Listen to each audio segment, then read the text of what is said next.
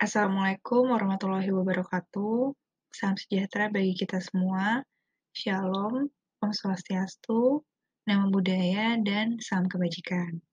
Kami dari kelompok 9 kelas B Filsafat dari program studi kedokteran di Fakultas Kedokteran UPN Veteran Jakarta akan mempresentasikan tentang Analyzing Arguments.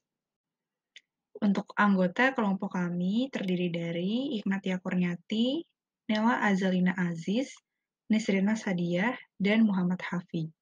Baik, untuk presentasi pertama dari kelompok kami, kelompok 9, saya akan memulai terlebih dahulu. Perkenalkan, saya Muhammad Hafi dengan NRP 2110211148 dari Prodi Kedokteran Angkatan 2021. Di sini saya akan menjelaskan mengenai parafrase argumen. Boleh di next slide.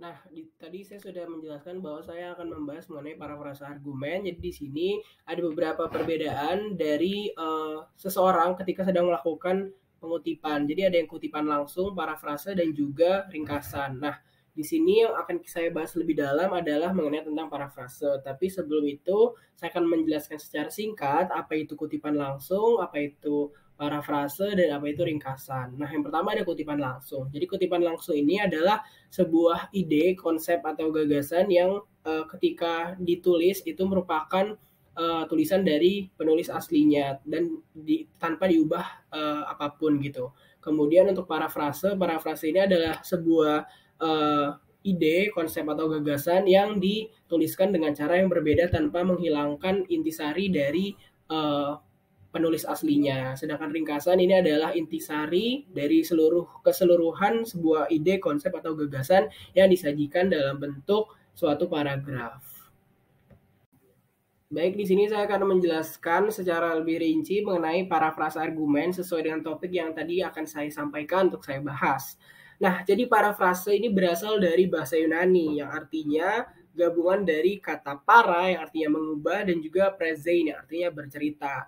Nah, keduanya ini nanti akan menghasilkan suatu gabungan kata yang biasa disebut sebagai paraphrasis. Nah, karena tadi kata prazein ini dia berkembang menjadi sebuah kata yang disebut prasais. Nah, jadi prasis ini merupakan nama lain dari diksi yang biasa kita sebut sebagai suatu kalimat dan kata. Nah, asal mula kata prasa ini dikonversikan dalam bahasa Inggris, sedangkan frasa ini dikonversikan ke dalam bahasa Indonesia.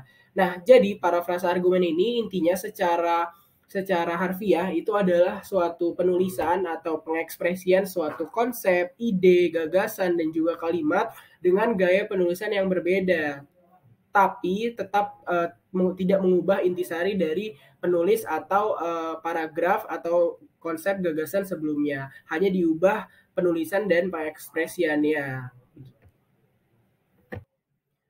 Oke, jadi selanjutnya saya akan membahas mengenai tujuan dari parafrase. Nah, tentunya karena parafrase ini adalah suatu pengekspresian dan juga pengubahan suatu gaya penulisan terhadap suatu konsep, ide, dan juga gagasan tanpa mengubah intisari dari hal tersebut. Jadi ada beberapa tujuan yang dikemas gitu dalam parafrase argumen. Nah, jadi pembuatan parafrase ini bertujuan untuk menyederhanakan suatu pemakaian bahasa gitu maupun diksi dari seorang pengarang atau seorang penulis. Tujuannya untuk apa? Sehingga pendapat atau penyampaian yang disampaikan oleh pengarang atau penulis sebelumnya itu lebih mudah dipahami oleh pembaca yang lain, sehingga lebih ke konteks dengan disederhanakan agar bisa memahami makna yang terdapat dalam suatu teks. Nah, parafrase ini juga berfungsi sebagai cara untuk menghindarkan suatu penulis dari praktik plagiarisme atau plagiat.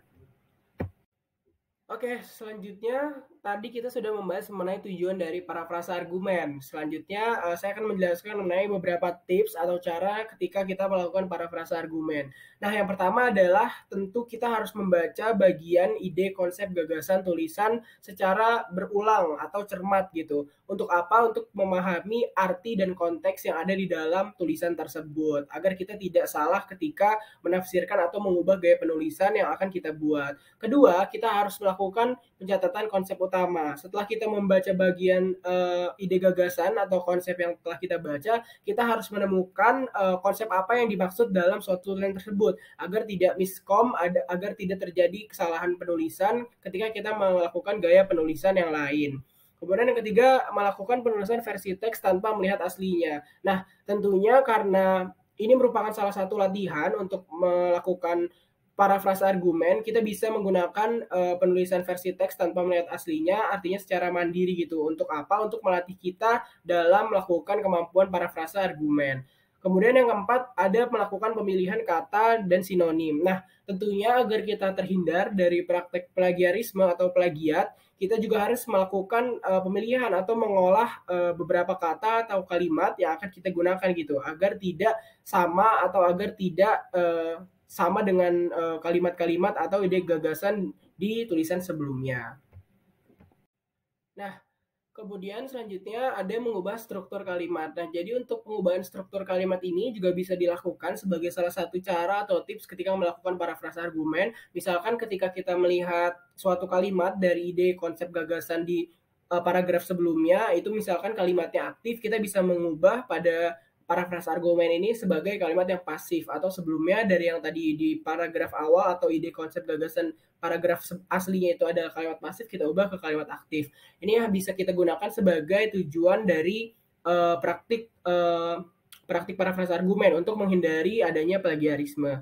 Kemudian selanjutnya ada membandingkan teks parafrase dengan bagian aslinya dan buat sedikit penyesuaian pada frasa yang tetap terlalu mirip. Nah, karena tadi intinya dari praktik parafrase argumen ini adalah untuk mencegah terjadinya praktik plagiarisme atau copy paste gitu. Selain itu, tadi juga disebutkan untuk agar pembaca ini lebih aware gitu dan juga lebih memahami bacaan atau konteks yang disampaikan. Makanya kita harus memilih penyesuaian pada kalimat atau frasa yang tetap dan terlalu mirip agar dapat bisa dicerna dan dipahami oleh pembaca dan juga terhindar dari praktik plagiarisme. Kemudian tentunya yang terakhir adalah mengutip sumber ide tersebut. Nah, untuk parafrase argumen ini karena konteksnya hanya mengubah gaya penulisan tanpa menghilangkan intisari atau sumber yang tertera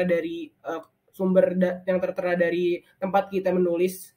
Jadi kita tidak boleh menghilangkan kutipan atau sumber dari gagasan tersebut. Jadi harus tetap ditulis sumber dan juga ide-ide tersebut. Nah, ini ada contoh parafrase argumen. Di sini ada paragraf asli. Walden Pond Digital akan menampilkan sudut pandang orang pertama di mana Anda dapat menjelajahi dedaunan New England yang rimbun, berhenti untuk memeriksa semak dan memetik buah, melemparkan pancing, kembali ke kabin sederhana yang dimodelkan setelah Toreo dan hanya berkeliaran di sekitar hutan, bergulat dengan pertanyaan-pertanyaan hidup yang tidak dapat diketahui. Ini merupakan salah satu sumber yang akan dibuat dengan parafrase argumen. Mungkin untuk parafrase argumennya akan dijelaskan di next slide. Nah, baik. Jadi di sini saya akan menampilkan contoh parafrase argumen yang salah terlebih dahulu. Di sini parafrase yang salah ditulis menurut Haydn, permainan Walden Pond akan menawarkan pandangan orang pertama di mana permainan dapat berkelok-kelok di antara pepohonan dan hutan belantara New England. Berhenti sejenak untuk mempelajari dedaunan atau mengambil makanan, pergi memancing, pulang ke rumah, kabin kecil berdasarkan kabin Terau, dan hanya menjelajah di hutan merenungkan pertanyaan penting tentang kehidupan. Nah, kenapa kalimat dari parafrase ini dibilang salah? Karena yang pertama adalah kalimat ini tidak efektif. Bisa dilihat kalimat ini terlalu berkelok-kelok dan juga tidak sampai ke para pembaca karena kalimatnya terlalu bertumbuk-tumbuk dan juga tidak bisa dipahami. Kemudian penyesuaian tanda baca juga tidak tepat dan tidak ada pengubahan struktur kalimat. Bisa dilihat di kalimat di paragraf sebelumnya ini sangat mirip, tidak ada perubahan struktur kalimat, kemudian tidak ada pemilihan kata sinonim, dan juga tidak ada keefektifan dan keefisienan dalam penulisan kalimat parafrase argumen ini. Nah, di sini saya akan menjelaskan mengenai parafrase argumen yang benar. Jadi menurut Haydn, video game Walden Pond yang akan datang adalah game orang pertama yang mensimulasikan kehidupan dan pengalaman Toreo ketika dia tinggal di Walden Pond. Berdasarkan karya Toreo yang terkenal, yaitu Walden, permainan ini memungkinkan pemain untuk mengalami kehidupan di hutan New England, memberikan kesempatan bagi pemain untuk memancing, mengumpulkan makanan, tinggal di kabin, dan merenungkan kehidupan, dan semua itu dalam bentuk dunia digital. Nah, di sini kita bisa melihat pemilihan tata bahasanya ini sudah tepat, kemudian struktur kalimatnya juga sudah tepat, tidak ada pemborosan kata, tidak ada makna yang ambigu dan juga di sini konteksnya bisa lebih dipahami dan juga lebih jelas. Kemudian juga di sini gagasan utamanya sudah terletak di awal dan juga tidak ada keambiguan, di mana di sini menjelaskan video game Golden Pond yang dia itu datang dari game orang pertama, dan di sini juga dijelaskan bahwa apa yang ada di dalam game tersebut, kemudian apa yang bisa dilakukan di dalam game tersebut. Hal ini terlihat lebih singkat, padat, dan jelas, dan tentunya juga gagasannya jelas dan juga bisa dipahami oleh para pembaca karena kalimatnya tidak bertumpuk-tumpuk dan juga tidak ambigu. Nah, selanjutnya ada contoh parafrase argumen yang kedua. Jadi di sini ada paragraf asli, orang Amerika tidak begitu takut pada globalisasi dibanding orang-orang lain. Ketika orang Amerika memikirkan tentang globalisasi, mereka menganggap ekonomi global sebagai versi ekonomi Amerika yang diperbesar. Di sini ada sumber yang tertera. Untuk lebih jelasnya bagaimana parafrase dari kalimat dan gagasan ini bisa kita lanjut ke next slide. Nah, baik, di sini ada parafrase yang salah. Jadi di sini dituliskan menurut Lester Turow, orang Amerika tidak begitu takut terhadap globalisasi daripada orang-orang dari negara lain. Memang orang Amerika melihat globalisasi sebagai versi yang diperbesar dari ekonomi mereka sendiri. Nah, karena tadi salah satu tips atau cara untuk melakukan suatu parafrase argumen adalah mengubah struktur dan kata-kata atau diksi dari sebuah kalimat. Tetapi di sini tidak bisa dilihat untuk struktur kalimat tidak ada yang berubah dengan paragraf aslinya. Kemudian juga untuk kalimat tidak ada yang diubah, tidak ada pemilihan pengolahan kata sinonim, di mana ini tidak efektif dan juga bisa dibilang sebagai plagiarisme karena tidak ada perubahan yang berarti pada kalimat ini. Nah, selanjutnya di sini ada parafrase yang benar. Jadi di sini parafrase yang benar kalimatnya Lester Turow menyatakan bahwa orang Amerika melihat globalisasi hanya sebagai bentuk ekonomi mereka sendiri yang lebih besar. Mereka kurang peduli tentang hal itu daripada orang lain di dunia. Nah, kenapa saya menganggap pada parafrase ini benar? Dikarenakan yang pertama adalah adanya pengubahan struktur kalimat yang tadinya kalimat di paragraf awal ini terletak di kalimat di akhir, kemudian parafrase ini dibalik kepada kalimat awal. Jadi di sini ada perubahan struktur kalimat dan juga tidak ada kata-kata yang sama, juga tidak ada kalimat-kalimat yang diulang. Artinya di sini juga kalimatnya efektif dan efisien, struktur kalimat diubah dan juga di sini adanya gagasan yang jelas gitu, dan juga karena kalimatnya tidak bertumpuk-tumpuk dan tidak ambigu, untuk makna dan konteksnya bisa lebih dipahami oleh pembaca. Selanjutnya, saya Ignatia Kurniati dengan NIM 2110211082 akan mempresentasikan analisis argumen dengan membuat diagram atau diagramming arguments. Untuk membuat suatu diagram, kita harus mengetahui terlebih dahulu mengenai diagram itu sendiri. Nah, diagram ini adalah representasi dari struktur argumen, di mana adanya alur premis dan kesimpulan yang ditampilkan dalam bagan dua dimensi, seperti pada gambar yang ada di kanan. Nah, di sini bisa kita lihat bahwa ada premis 1, kemudian premis 2, dan akhirnya mengarah ke kesimpulan. Nah, premis ini adalah kalimat yang dijadikan dasar dalam penarikan kesimpulan. Sedangkan kesimpulan adalah kesudahan pendapat atau pendapat terakhir berdasarkan premis-premis yang ada. Selanjutnya muncul pertanyaan, kapan pembuatan diagram argumen ini diperlukan? Nah, pada argumen yang sederhana yang memiliki sedikit premis, biasanya tidak diperlukan, namun jika dilakukan, ini dapat meningkatkan pemahaman kita. Nah, selanjutnya pada argumen yang kompleks yang memiliki banyak premis, bisa sangat membantu meningkatkan pemahaman kita. Untuk proses dari menyusun diagram argumen ini, yang pertama kita bisa memberi nomor pada semua proposisi, yaitu premis dan kesimpulannya. Nah, di sini premisnya bisa diberi nomor 1 dan 2. Dan kesimpulannya bisa diberi nomor 3. Nah, nomor ini diberikan sesuai dengan urutan kemunculannya dalam argumen itu sendiri.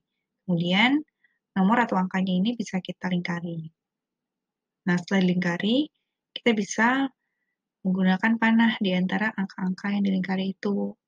Kira-kira suatu premisnya ini akan mengarah ke yang mana? Misalnya nomor 1 premisnya mengarah ke yang nomor 3, dan nomor 2 itu mengarah ke nomor 3 juga. Nah, artinya di sini nomor 3-nya ini merupakan kesimpulannya. Akhirnya diagram ini telah dibuat dengan kesimpulannya itu muncul karena ada premis yang mendukungnya. Untuk contoh diagram yang pertama, di sini ada premis koordinat, di mana premis secara langsung mendukung kesimpulannya. Contohnya, yang nomor 1 di sini yang dilingkari, atau premis koordinat yang pertama berbunyi, tidak ada konsensus di antara para ahli biologi bahwa sel telur yang dibuahi itu hidup. Dalam arti bahwa sel telur yang tidak dibuahi atau sperma yang tidak digunakan itu tidak hidup. Nah, selanjutnya ada premis koordinat yang kedua, di sini dilingkari, dua yang dilingkari di bagian yang di kanan, berbunyi, juga tidak ada konsensus tentang apakah sekelompok sel yang bahkan tanpa sistem saraf yang belum sempurna adalah manusia. Nah, premis-premis ini melahirkan kesimpulan yang nomor 3, yang berbunyi, oleh karena itu, tidak ada data eksperimen yang meyakinkan untuk memutuskan kapan kehidupan manusia itu dimulai. Untuk contoh diagram yang kedua, ada premis non-koordinat, di mana premis secara langsung mendukung premis lain, yang premis lainnya ini akan mendukung kesimpulan. Nah, contohnya di sini, di nomor 1, ini dia sebagai kesimpulan, analisis sepak bola lebih sulit daripada baseball. Nah, dia ini didukung oleh premis-premis non-koordinat, dan ada juga premis koordinatnya. Di sini, contohnya nomor 2. Karena sepak bola benar-benar adalah olahraga tim. Nah, premis nomor 2 ini didukung oleh premis nomor 3. Tidak seperti dalam baseball, pada sepak bola ke-11 orang di lapangan terlibat dalam setiap permainan. Nah, kemudian juga ada premis koordinat di sini yang nomor 4 didukung oleh premis 2, yang premis 2-nya ini didukung oleh premis yang ketiga. Nah, yang keempat ini berbunyi, siapa yang pantas dipuji atau disalahkan dalam permainan lebih sulit diketahui daripada kelihatannya. Untuk contoh diagram yang ketiga, di sini ada premis dependen, di mana premis-premis akan mendukung kesimpulan hanya jika mereka bergabung atau bekerja bersama. Jadi di sini tidak ada premis yang mendukung kesimpulan secara independen atau sendirian. Contohnya ada pada bagan di sini, premis yang pertama dan kedua ini bekerja sama untuk membuat kesimpulan yang nomor 3. Nah, untuk premis yang pertama atau yang nomor 1 ini berbunyi, perusahaan General Motors atau produsen mobil ini menghasilkan uang dari penjualan mobil baru dan dari pembiayaan pinjaman. Selanjutnya, premis yang kedua, dealer mobil sebaliknya menghasilkan sebagian besar uang mereka untuk memperbaiki mobil tua dan menjual mobil bekas. Nah, di sini premis yang pertama dan kedua mendukung kesimpulan secara bersama-sama, yaitu berbunyi, jadi dealer mobil dapat berkembang bahkan ketika pembuat mobil merana. Untuk contoh diagram yang keempat, di sini kesimpulan didapatkan dari kombinasi antara premis yang independen dan juga premis yang dependen. Nah, bisa kita lihat pada bagan, di sini ada premis yang independen, yaitu premis nomor 2. Kemudian untuk premis yang dependennya ini adalah premis nomor 3 dan 4, yang akan mendukung kesimpulan yang nomor 1. Nah, mungkin bisa dibacakan dulu di sini nomor 1-nya, puncak astronomi di gurun menjadi tempat yang bagus secara astronomi. Nah, kesimpulan ini didukung oleh premis nomor 2 yang independen, yang berbunyi karena lokasi puncak gunung di gurun itu tinggi, memungkinkan cahaya bintang mencapai teleskop tanpa harus melalui seluruh kedalaman atmosfer. Nah, premis ini berdiri sendiri. Nah, selanjutnya ada premis yang dependen atau bergantung satu sama lain untuk mendukung kesimpulan yang nomor 1. Nah, di sini ada yang premis nomor 3 sebagai premis dependen yang pertama yang berbunyi, karena kering, gurun juga relatif bebas awan. Nah, premis yang nomor 3 ini didukung oleh premis yang nomor 4, yaitu selubung kabut atau awan yang tertipis sekalipun dapat membuat langit tidak bisa untuk banyak pengukuran astronomi. Selanjutnya, untuk contoh diagram yang kelima, di sini ada proposisi, yaitu premis dan kesimpulan yang tidak memiliki hubungan yang jelas. Misalnya, ada dua kesimpulan, dan karena kesimpulan ini didukung oleh premis, maka ada dua premis yang mendukung dua kesimpulan tersebut. Tetapi, kedua kesimpulan tersebut disimpulkan dari dua premis yang sama. Jadi, di sini satu premis itu tidak harus hanya mendukung satu kesimpulan, jadi bisa mendukung lebih dari satu kesimpulan. Nah, contohnya ada pada bagan di sini, premis yang pertama dan premis yang kedua menghasilkan kesimpulan yang ditandai dengan nomor 3 dan nomor 4. Nah, untuk premisnya berbunyi, mempercepat revolusi sosial di Inggris adalah tujuan terpenting dari Asosiasi Pekerja Internasional. Satu-satunya cara untuk mempercepat revolusi sosial di Inggris adalah untuk membuat Irlandia merdeka.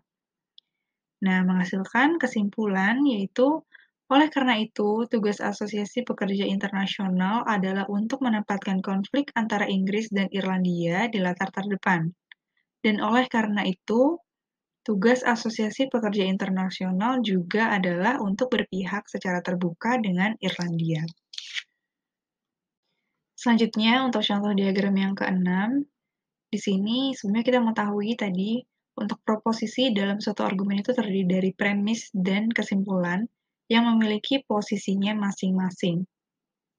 Namun, pada contoh ini, proposisi yang sama dapat berfungsi sebagai premis atau juga bisa sebagai kesimpulan dalam suatu argumen.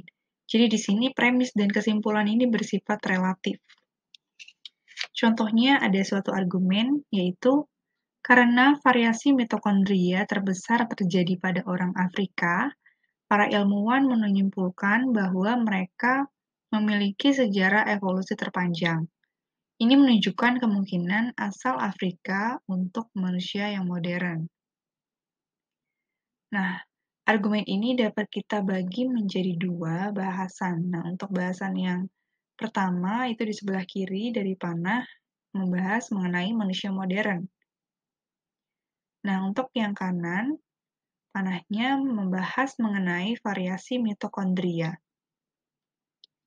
Nah, untuk yang di kiri, di sini ada kita highlight merah, yaitu orang Afrika memiliki sejarah evolusi terpanjang. Nah, kalimat tersebut merupakan premis pada bahasan tentang manusia modern.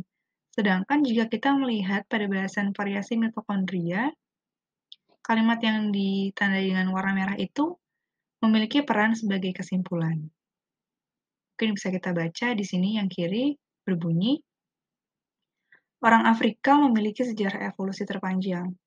Manusia modern mungkin berasal dari tempat manusia memiliki sejarah evolusi terpanjang. Oleh karena itu, manusia modern kemungkinan berasal dari Afrika. Nah, selanjutnya untuk yang bahas tentang variasi mitokondria, semakin banyak variasi mitokondria pada suatu orang, semakin panjang sejarah evolusinya. Variasi mitokondria terbesar terjadi pada orang Afrika. Oleh karena itu, orang Afrika memiliki sejarah evolusi terpanjang. Selanjutnya yang terakhir ada contoh diagram 7, yaitu kesimpulan dari premis kedua dinyatakan di antara kesimpulan dan premis yang pertama.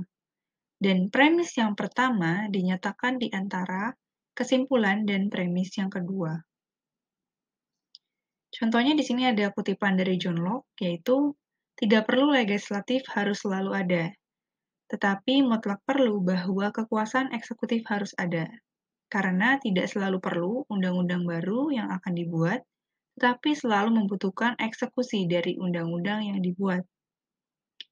Nah, jika kita bandingkan pada bagan di sini nomor 1 yang warna merah itu adalah kesimpulan yang pertama, kemudian yang nomor 2 yang warna kuning itu adalah kesimpulan yang kedua. Selanjutnya, untuk yang nomor 3 sebagai warna hijau di sini adalah premis yang pertama, dan yang warna biru nomor 4 adalah premis yang kedua.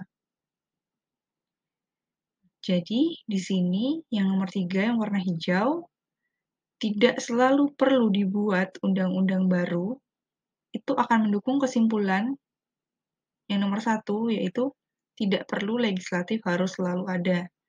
Selanjutnya, di sini yang nomor 4, selalu ada kebutuhan pelaksanaan undang-undang yang dibuat, akan mendukung kesimpulan nomor 2, mutlak perlu kekuasaan eksekutif harus selalu ada. Assalamualaikum warahmatullahi wabarakatuh. Saya Nisrina Za'dia dengan NLP 085 akan menjelaskan tentang kompleks argumentative passage. Baik, pertama-tama kompleks argumentative passage ini dimulai dari beberapa argumen yang sangatlah rumit. Kenapa argumen itu sangat rumit? Jadi, argumen itu sangat rumit karena menganalisis bagian-bagian di mana beberapa argumen terhubung dengan beberapa proposisi berfungsi sebagai premis dan subkonklusi, sementara proposisi lain hanya berfungsi sebagai premis dan menggunakan kata-kata yang berulang. Hal ini merupakan suatu tantangan tersendiri oleh orang tersebut. Lalu bagaimana cara menganalisis kompleks argumen? Jadi, untuk menganalisis secara adil, kita harus berusaha memahami nalar ataupun alur pikir dari pembuat argumen itu sendiri. Dan kita juga harus berusaha untuk mengidentifikasi peran setiap elemen dalam alur pikir orang tersebut. Baik, jadi contoh pertama dari argumen yang kompleks ini berupa ada 4 premis yang mendukung suatu kesimpulan, di mana 2 diantaranya itu ada kesimpulan ataupun subkonklusi, dan juga subkonklusi ini akan didukung oleh premis lainnya. Baik, bagaimana contohnya? Kalimat pertama, sangatlah tidak mungkin jika penelitian yang menggunakan hewan akan berakhir dengan buruk. Kalimat kedua, sebelum percobaan menggunakan hewan vertebrata dilakukan, protokol percobaan tersebut harus ditinjau oleh komite institusional yang mencakup dokter hewan dan anggota masyarakat. 3. Lalu selama penelitian, kesehatan dan perawatan hewan akan selalu dipantau secara teratur. Kalimat keempat, peneliti membutuhkan hewan yang sehat untuk dipelajari dalam ilmu pengetahuan dan kedokteran. Kalimat 5, karena hewan yang tidak sehat dapat menyebabkan hasil yang salah dalam penelitiannya. Kalimat 6, hal inilah yang membuat para ilmuwan untuk memastikan bahwa hewan apapun yang mereka gunakan terjamin sehat dan bergizi baik. Kalimat 7, selanjutnya, penelitian yang melibatkan hewan itu termasuk mahal. Kalimat 8, dan karena dana yang terbatas. Kalimat 9, oleh karena itulah hanya penelitian berkualitas tinggi yang mampu bersaing secara efektif untuk mendapatkan dukungan dana dari pihak lain. Lalu bagaimana cara menganalisisnya? Ini kita bisa ke next slide. Baik, ini merupakan bagian dari bagaimana cara menganalisis contoh pertama tadi. Jadi seperti yang tadi diketahui, sebelumnya teman saya sudah memberitahukan bagaimana cara membuat bagan. Dan selanjutnya mungkin saya akan membacakan bagaimana membaca bagan ini. Jadi bagian ini dibaca dari atas ke bawah, di mana yang paling bawah itu disebut kesimpulan. Berarti dapat dinyatakan bahwa kalimat pertama dari argumen tadi itu berupa kalimat 1, yaitu kesimpulan, yaitu berupa sangatlah tidak mungkin jika penelitian menggunakan hewan akan berakhir dengan buruk. Lalu bagaimana cara kita bisa mencapai kesimpulan di nomor pertama itu? Baik, saya bacakan dari bagian kiri, itu ada premis, di mana premisnya itu ditunjukkan oleh nomor 2, yaitu sebelum percobaan menggunakan hewan vertebrata dilakukan, protokol percobaan harus ditinjau oleh komite institusional yang mencakup dokter hewan dan anggota masyarakat. Ini dengan bantuan premis nomor 3, yaitu selama penelitian, kesehatan dan perawatan hewan akan selalu dipantau secara teratur. Lalu ada suatu pernyataan yang ditujukan nomor 5, yaitu hewan yang tidak sehat dapat menyebabkan hasil yang salah dalam penelitiannya. Dan ini akan mendukung suatu pernyataan di mana nomor 4, yaitu peneliti membutuhkan hewan yang sehat untuk dipelajari dalam ilmu pengetahuan dan kedokteran. Sehingga kita dapat membuat suatu subkonklusi dari 2 pernyataan sebelumnya, yaitu ditunjukkan oleh subkonklusi nomor 6. Hal inilah yang membuat para ilmuwan untuk memastikan bahwa hewan apapun yang mereka gunakan terjamin sehat dan bergizi baik. Lalu selanjutnya ada 2 pernyataan yang dapat berdiri sendiri sehingga ini bisa ditunjukkan di angka 7 dan 8. Di mana nomor 7 itu selanjutnya penelitian yang melibatkan hewan itu termasuk mahal. Lalu nomor 8, karena dana yang terbatas dan kita kombinasikan antara 7 dan nomor 8 ini, dia akan bekerja sama untuk membentuk suatu subkonklusi yang itu nomor 9, di mana subkonklusinya itu oleh karena itulah hanya penelitian berkualitas tinggi yang mampu bersaing secara efektif untuk mendapatkan dukungan dana dari pihak lain. Sehingga kita dapat membuat suatu kesimpulan dari 2 premis ini dan juga 2 subkonklusi ini. Dan kesimpulannya itu kita dapat di nomor 1, yang berarti sangatlah tidak mungkin jika penelitian yang menggunakan hewan akan berakhir dengan buruk. Baik, setelah menganalisis contoh pertama dari kompleks argumentatif, selanjutnya kita masuk ke contoh kedua, di mana contoh kedua ini berupa pengulangan proposisi, premis, ataupun subkonklusi, di mana ini akan memperumit tugas analisis kita. Jadi dari bagian ini kita harus bisa menyimpulkan suatu kesimpulan dari argumen kompleks. Baik, izinkan saya membacanya. Jadi, 1. Teori Big Bang runtuh. Kalimat 2. Menurut kebijakan ortodoks, kosmos dimulai dengan Big Bang, yaitu ledakan besar yang simetris sempurna pada 20 miliar tahun yang lalu. 3. Masalahnya adalah para astronom telah mengkonfirmasi dengan melakukan pengamatan bahwa keberadaan konglomerasi besar galaksi terlalu besar untuk terbentuk hanya dalam 20 miliar tahun. Berdasarkan data baru dalam studi yang dikumpulkan oleh satelit dan didukung oleh survei tanah sebelumnya, 4. Menunjukkan bahwa galaksi mengelompok menjadi pita besar yang membentang sepanjang miliaran tahun cahaya. 5. Dan terpisahkan oleh kekosongan ratusan juta tahun cahaya. 6. Karena setelah diamati, galaksi bergerak hanya pada sebagian kecil dari kecepatan cahaya. 7. Dalam ilmu matematika, menunjukkan bahwa gumpalan materi yang begitu besar harus membutuhkan setidaknya 100 miliar tahun untuk berkumpul, atau 5 kali lebih lama dari waktu yang dibutuhkan dalam teori Big Bang. 3. Struktur terbesar yang sekarang terlihat tidak dapat dibuat dalam 20 miliar tahun. 2. Teori Big Bang berteori bahwa materi tersebar melalui seluruh alam semesta. 3. Dan dari kesempurnaan ini tidak mungkin gumpalan sebesar itu terbentuk begitu cepat. Selanjutnya, bagaimana cara menganalisisnya? Oke, boleh. Next slide. Baik, selanjutnya menganalisis contoh kedua, di mana kita dapat melihat ini ada bagian kembali, dan cara bacanya itu sama seperti sebelumnya dari atas ke bawah, di mana yang paling bawah itu merupakan kesimpulan. Baik, jadi ini bisa dilihat di bagian paling atas itu ada premis 4, 5, 6, di mana premis ini dia tidak dapat berdiri sendiri, sehingga mereka itu saling mendukung untuk membentuk suatu subkonklusi, di mana subkonklusi itu nomor 7. Baik, jadi premis nomor 4 itu menyatakan bahwa galaksi mengelompok menjadi pita besar yang membentang sepanjang miliaran tahun cahaya. Lalu ada premis nomor 5 yang mengatakan bahwa galaksi terpisahkan oleh kekosongan ratusan juta tahun cahaya. Dan juga ada premis nomor 6 yang mengatakan bahwa galaksi bergerak hanya pada sebagian kecil dari kecepatan cahaya. Ketiga premis ini dapat kita konklusikan menjadi suatu subkonklusi, yaitu nomor 7, di mana nomor 7 ini mengatakan bahwa dalam ilmu matematika menunjukkan bahwa gumpalan materi yang begitu besar harus membutuhkan setidaknya 100 miliar tahun untuk berkumpul, atau 5 kali lebih lama dari waktu yang dibutuhkan dari teori Big Bang.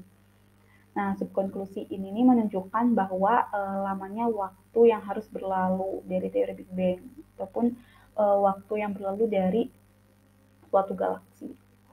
Oke, selanjutnya subkonklusi ini akan mendukung suatu premis, yaitu premis nomor 3, di mana premis nomor 3 bisa kita lihat ini tidak dapat berdiri sendiri, jadi ini perlu bantuan, perlu bekerja sama dengan premis nomor 2. Jadi premis nomor 3 yang telah didukung oleh subkonklusi nomor 7, di mana premis nomor 3-nya ini mengatakan bahwa masalahnya adalah para astronom telah mengkonfirmasi dengan melakukan pengamatan bahwa keberadaan konglomerasi besar galaksi terlalu besar untuk terbentuk hanya dalam 20 miliar tahun cahaya.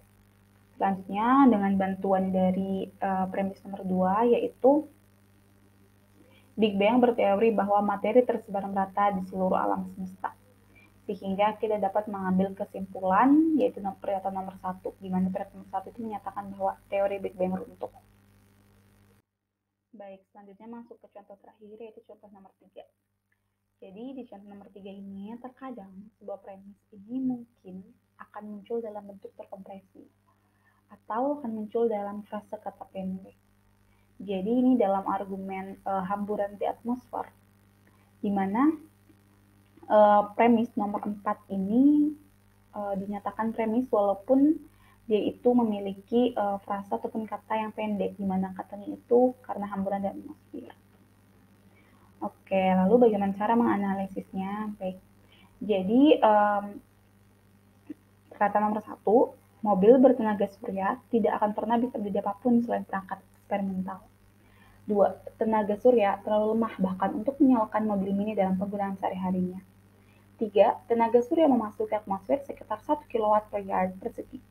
4. Karena hamburan di atmosfer. 5. Dan karena matahari bersinar rata-rata setengah hari di setiap tempat di bumi. 6. Tenaga surya rata-rata yang diterima adalah 1/6 kW atau 4 kWh dalam sehari. 7.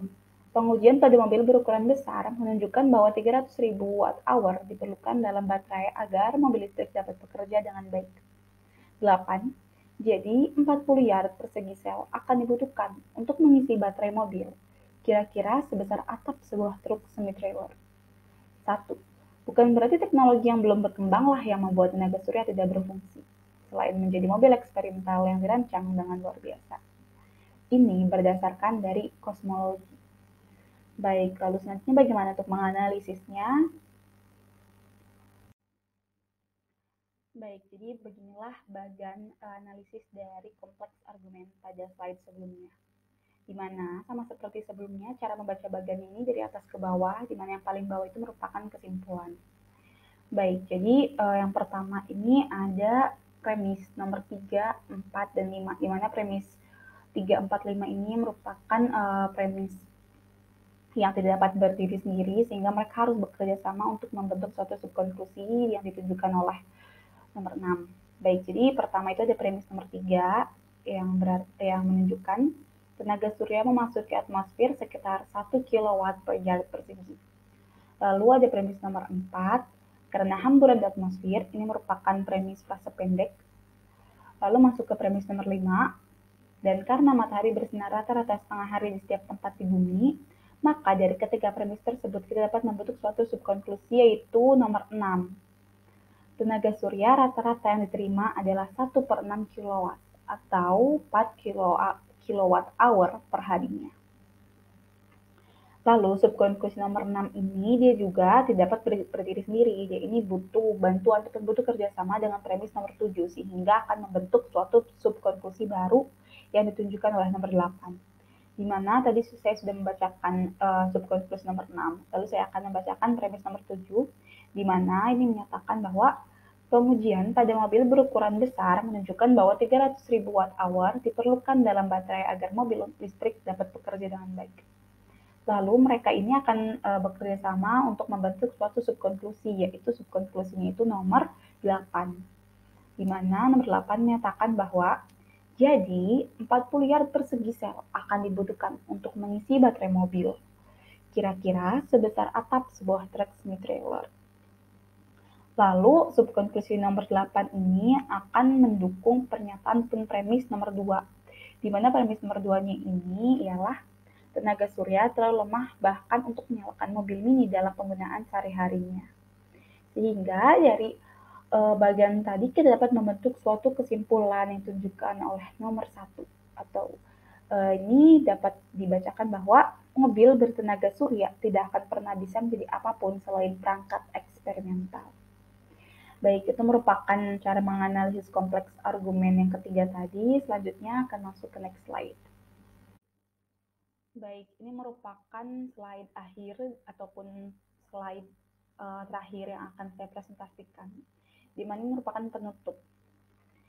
Jadi, dengan menunjukkan struktur proses penalaran, kita dapat melihat dengan lebih baik apa kekuatan dan kelemahan suatu argumen, terutama argumen kompleks. Nah, apa itu tujuannya?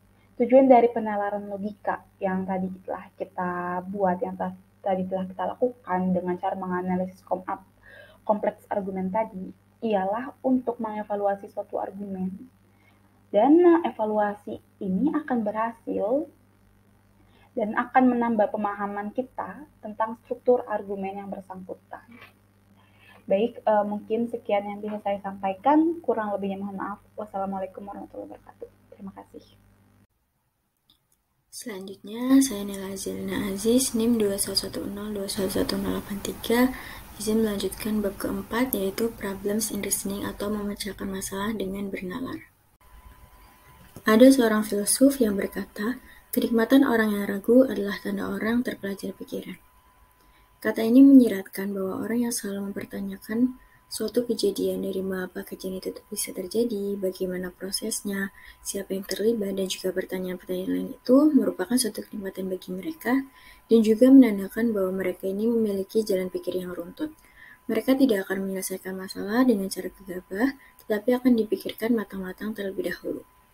Masalah dapat diselesaikan dengan cara mengatur argumen terlebih dahulu untuk mendapatkan kesimpulan dari premis-premis yang ada. Argumen yang bagus sangat berpengaruh terhadap keberhasilan dalam memecahkan masalah, dan dalam membangun argumen sangat diperlukan kreativitas dan informasi yang diberikan atau ditemukan sebelumnya. Untuk meningkatkan keterampilan bernalar bisa dengan permainan catur. Di sini terdapat contoh yang pertama dengan menggunakan teknik brain teaser atau menggunakan petunjuk, kemudian kita diminta untuk menentukan nama atau fakta lain tentang karakter yang diminta. Contohnya, dalam awak pesawat, terdapat 3 orang yang bernama Ellen, Brown, dan juga Carr. Secara acak, posisi mereka sebagai pilot, kopilot, dan insinyur. Kemudian kita diminta untuk menentukan posisi masing-masing. Kita juga diberi petunjuk. Yang pertama, kopilot merupakan anak tunggal, berpenghasilan paling sedikit. Petunjuk yang kedua, Carr menikahi saudara perempuan Brown, berpenghasilan lebih dari pilot. Dari petunjuk-petunjuk yang diberikan, kita bisa menegakkan argumen. Dari petunjuk yang kedua, Carr berpenghasilan lebih dari pilot. Ini bisa diambil argumen bahwa Carr bukan pilot karena penghasilannya lebih dari pilot. Kemudian berlanjut ke petunjuk yang pertama, kopilot berpenghasilan paling sedikit. Di sini Carr juga bukan kopilot karena penghasilan Carr ini bukan paling sedikit. Karena Carr bukan pilot dan juga bukan kopilot, artinya Carr adalah insinyur. Kemudian, dari petunjuk yang kedua, Carr menikahi saudara perempuan Brown. Artinya, Brown memiliki saudara perempuan. Kemudian berlanjut ke petunjuk yang pertama, kopilot merupakan anak tunggal. Karena Brown memiliki saudara perempuan, artinya Brown bukanlah seorang kopilot. Brown bukan kopilot dan juga bukan insinyur, karena insinyur sudah diduduki oleh Carr. Artinya, Brown seorang pilot. Kemudian hanya ada satu nama yang tersisa dan juga satu profesi yang tersisa, yaitu Allen adalah kopilot. Jadi kesimpulannya adalah Carr seorang insinyur, Brown seorang pilot, dan Allen adalah seorang kopilot. Kemudian di sini terdapat contoh yang kedua, terdapat 4 orang seniman yang bernama Alonzo, Kurt, Rudolph, dan Willard. Secara acak, mereka sebagai penari, pelukis, penyanyi, dan juga penulis. Kemudian kita diminta untuk menentukan bidang keempat seniman masing-masing. Kita juga diberi 4 petunjuk. Petunjuk yang pertama, Alonzo dan Rudolph berada di antara penonton pada malam penyanyi itu melakukan konser. Petunjuk yang kedua, Kurt dan penulis dilukis oleh pelukis. Petunjuk yang ketiga, penulis yang menulis biografi Willard yang menjadi bestseller berencana menulis biografi Alonzo. Petunjuk yang keempat, Alonzo belum pernah mendengar tentang Rudolph. Dari petunjuk-petunjuk ini, untuk memudahkan menyelesaikan masalah, kita bisa dengan membuat tabel terlebih dahulu, yang terdiri dari baris dan kolom. Untuk baris, kita bisa isi dengan nama-nama senimannya, dan kolom kita bisa isi dari keempat bidang seniman. Kemudian, setelah membuat tabel, kita bisa menyusun argumen dari petunjuk yang ada. Dari petunjuk yang pertama tadi disebutkan Alonzo dan Rudolph berada di antara penonton pada malam penyanyi itu melakukan konser. Ini bisa ditegakkan argumen bahwa Alonzo dan Rudolph bukan seorang penyanyi, karena mereka ini berada di antara penonton pada malam penyanyi itu melakukan konser. Untuk Alonzo dan juga Rudolph, di kolom penyanyi kita bisa beri huruf N yang artinya no. Kemudian dari petunjuk yang kedua, Kurt dan penulis dilukis oleh pelukis. Artinya Kurt bukan penulis ataupun pelukis. Untuk Kurt, di kolom penulis dan juga pelukis, kita bisa beri huruf N. Kemudian dari petunjuk yang ketiga, penulis yang menulis biografi Willard yang menjadi bestseller berencana menulis biografi Alonzo. Ini bisa ditegakkan argumen bahwa Alonzo dan Willard bukan seorang penulis. Untuk Alonzo dan Willard di kolom penulis kita bisa beri huruf N, sehingga pada kolom penulis ini hanya tersisa satu kemungkinan, yaitu Rudolph. Kemudian, setelah menentukan penulisnya yaitu Rudolph, kita bisa beri huruf Y untuk Rudolf di kolom penulis, yang artinya untuk kolom-kolom yang lain, yaitu untuk kolom penari, pelukis, dan penyanyi, kita bisa beri huruf N. Kemudian setelah itu kita bisa mencari pelukisnya, yaitu antara Alonzo dan juga Willard. Dari petunjuk yang kedua, Kurt dan penulis dilukis oleh pelukis. Artinya Kurt dan juga penulisnya tadi kita sudah tentukan, yaitu Rudolf, dilukis oleh pelukis. Rudolf dilukis oleh pelukis.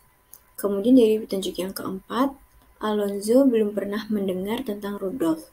Artinya Alonzo bukan seorang pelukis, karena tidak mungkin ia melukis seseorang yang belum pernah ia dengar.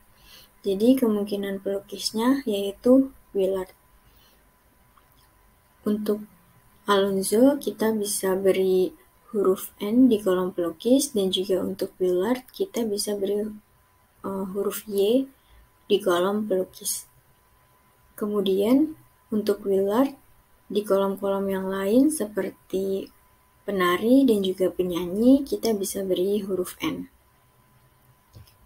Selanjutnya di kolom penyanyi hanya ada tersisa satu kemungkinan, yaitu Kurt. Artinya Kurt seorang penyanyi dan kita bisa beri huruf Y. Untuk Kurt di kolom yang lain seperti di kolom penari kita bisa beri huruf N. Selanjutnya di kolom penari hanya ada satu kemungkinan, yaitu Alonzo. Untuk Alonzo di kolom penari kita bisa beri huruf Y, dan untuk kolom-kolom yang lain seperti kolom pelukis kita bisa beri huruf N. Jadi kita dapat menyimpulkan bahwa Rudolf itu seorang penulis, Willard seorang pelukis, Kurt seorang penyanyi, dan Alonzo seorang penari. Kemudian terdapat contoh yang ketiga dengan menggunakan teknik retrograde, di mana menjelaskan bagaimana suatu hal berkembang dari keadaan yang sebelumnya. Di sini terdapat kasus di mana terdapat gambar catur dengan posisi raja hitam di A8 dan pion putih di H2. Kita diminta untuk menentukan langkah terakhir apa yang telah dilakukan oleh catur hitam dan gerakan apa, dan gerakan catur putih sebelumnya. Kita bisa mengambil argumen dari posisi raja hitam terlebih dahulu. Kedua raja ini tidak mungkin berhenti pada bujur yang sama, pada bujur yang berdekatan, karena memungkinkan salah satunya akan dimakan oleh yang lain. Posisi raja hitam kemungkinan dari A7, B7, dan B8. Untuk B7 dan B8 kita eliminasi karena berada pada bujur yang berdekatan dengan raja putih. Sehingga hanya ada satu kemungkinan, yaitu raja hitam dari posisi A7. Setelah itu untuk uskup atau gajah putih di G1 tidak ada langkah yang mungkin, dan untuk bidak putih di H2 telah melakukan serangan uskup dengan cara memblok, kemudian ditangkap oleh catur hitam. Kemudian raja hitam pindah ke A8, ini kemungkinan dikarenakan adanya kuda putih dari B6 ke A8. Kemudian ditangkap oleh raja hitam, sehingga kita bisa menyimpulkan langkah terakhir yang telah dilakukan oleh catur hitam yaitu merubah posisi raja hitam dari A7 ke A8. Dan gerakan catur putih sebelumnya yaitu merubah posisi kuda putih dari B6 ke A8. Kesimpulan yang bisa kita ambil yaitu bahwa masalah di kehidupan nyata jarang sesederhana yang ada di contoh. Bahkan terkadang ditemukan kesalahan dalam mendeskripsikan suatu masalah sehingga kita dalam mengambil argumen tidak sesuai dan solusinya tidak terpecahkan. Dalam kasus yang lain juga masalahnya kurang lengkap sehingga kita perlu mencari informasi dari penemuan-penemuan ilmiah yang sudah ada sebelumnya. Demikian presentasi dari kelompok kami. Terima kasih atas perhatiannya.